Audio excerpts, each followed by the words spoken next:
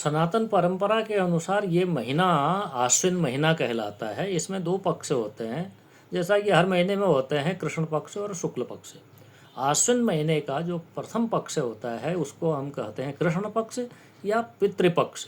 इस पक्ष में हम सब लोग अपने अपने पितरों के प्रति अपनी श्रद्धा समर्पित करते हैं और उसी को श्राद्ध कहते हैं। तो श्राद्ध में ब्राह्मणों को भोजन कराया जाता है।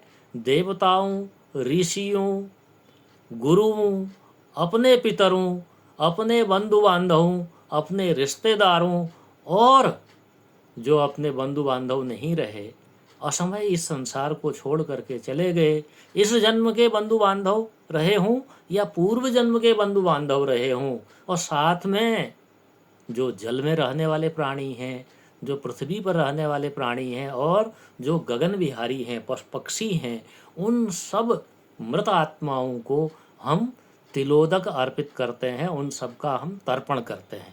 इसीलिए देव तर्पण, ऋषि तर्पण, गुरु तर्पण, ये सब कार्य इस पितृपक्ष में किए जाते हैं। पितृपक्ष के समाप्त होते ही कल से नवरात्रि आरंभ है। नवरात्रि पक्ष को हम देव पक्ष भी कह सकते हैं। ये पितृपक्ष है, पितृपक्ष के बाद देव पक्ष।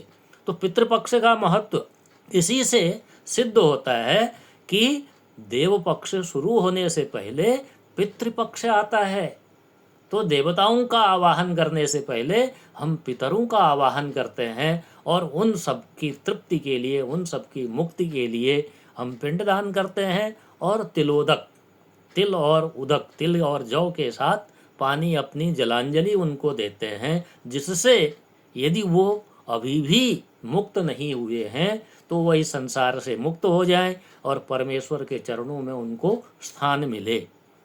ये पितृपक्ष का महत्व इतना ज़्यादा है कि हम किसी भी शुभ कार्य को करने से पहले, जैसे हम लोग घरों में उपनयन संस्कार करते हैं या किसी का विवाह इत्यादि होता है, तो उसमें भी पितरों का आवाहन होता है। मुख्य कार्य करने से पहले आरंभ में ही जो है आपदेव हम लोग का पर्वतीय क्षेत्रों में कहते हैं कि वो अनिवार्य कृत्य है।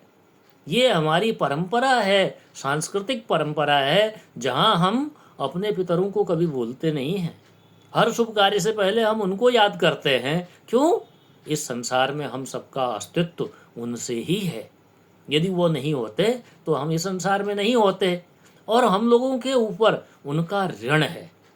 पितरों का ऋण है, देवताओं का ऋण है, ऋषियों का ऋण है, और साथ में जो बंधु बांधव इस संसार से असमय चले गए उनका भी ऋण है। और उनसे ऋण होना तो प्रश्न ही नहीं होता है, होने का प्रश्न ही नहीं होता, लेकिन फिर भी हम उनको अपनी श्रद्धा के अनुसार साल भर में एक बार अवश्य एक पूरे पक्ष में उनका स्मरण करते हैं और उनके नाम से ब्राह्मणों को भोजन कराते हैं। श्रद्धा के अनुसार और अपनी सामर्थ्य के अनुसार हम उनको दक्षिणा इत्यादि देते हैं। कुछ लोग ये कार्य अपने घरों में ही करते हैं, और एक हमारी ये परंपरा है कि तीर्थों में जाकर के श्राद्ध यदि कर दिया जाए, पिंडदान कर दिया जाए, तर्पण कर दिया जाए, तो हमको पुनः जो है अपने घर में जो है पिंडदान नहीं करना पड़ता है।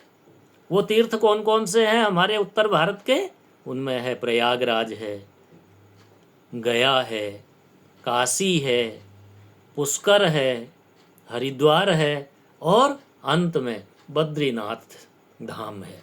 इन तीर्थों में जाकर के इस बार हमको भी, हम सभी भाइयों को ये एक बहुत अच्छा अवसर प्राप्त हुआ कि हम जाकर के उन पितरों के प्रसाद से ही इन तीर्थों में जाकर के पिंडदान कर पाए, तर्पण इत्यादि कर पाए। और हो सके तो आप सब भी अपने पूर्वजों के प्रति अपनी कृतज्ञता व्यक्त करने के लिए अवश्य ही जीवन में कभी न कभी इन तीर्थों में जाकर के, या जब भी आप इन तीर्थों में जाते हैं तो वहाँ जाकर के पिंडदान, तर्पण इत्यादि करें और अपने पितरों के प्रति कृतज्ञता व्यक्त करें। धन्यवाद।